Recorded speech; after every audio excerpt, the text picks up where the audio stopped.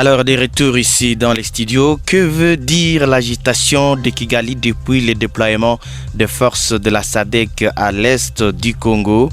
Ça bouge dans tous les sens pour le gouvernement rwandais depuis le fiasco des forces de l'EAC à l'est du Congo et l'annonce de l'arrivée de celles de la communauté des États d'Afrique australe. Il semblerait que le Rwanda ne jure que par l'échec de cette nouvelle force.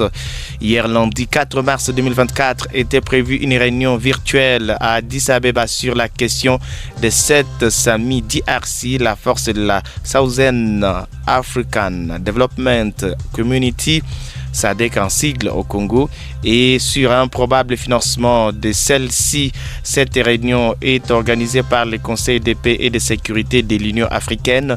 Ne faisant pas partie de la SADC, le Rwanda n'a pas tardé à réagir par le canal de son ministre des Affaires étrangères, Vincent Biruta. Dans une longue lettre adressée au président de la Commission africaine, le Rwanda est revenu sur sa rhétorique habituelle.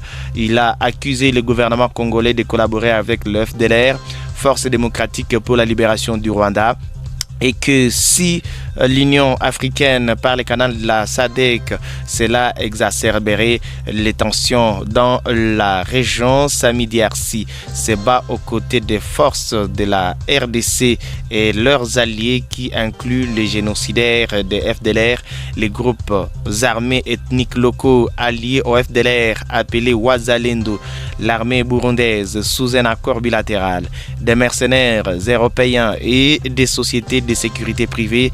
SAMI DRC comme une force offensive en coalition avec ces éléments ne peuvent pas se substituer au processus politique de paix qui est bloqué par le gouvernement de la RDC. Sur ces, l'Union africaine est privée de ne pas autoriser ou financer SAMI DRC, peut-on lire dans la lettre de M. Vincent Biruta adressée à Moussa Faki Mohamed. Celle-ci a poursuivi sa lettre en se référant à la présence des forces de l'EAC qui, selon lui, ont pu maintenir la paix et la sécurité dans la région pendant un peu près de 8 mois, plutôt de 6 mois.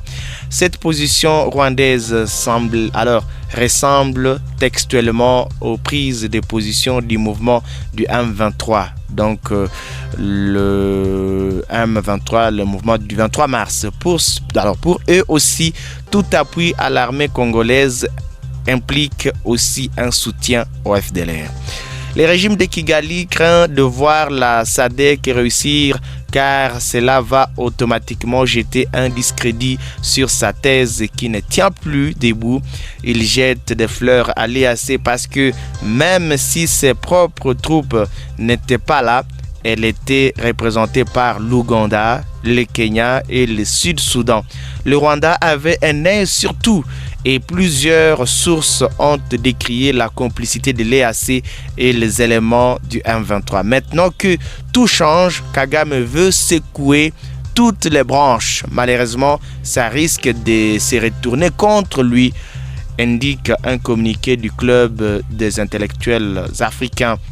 Notons que les éléments de la SADC présents sur le sol congolais ont une mission offensive contre les mouvements qui font régner la terreur dans les zones qu'ils contrôlent, en commençant par le M23.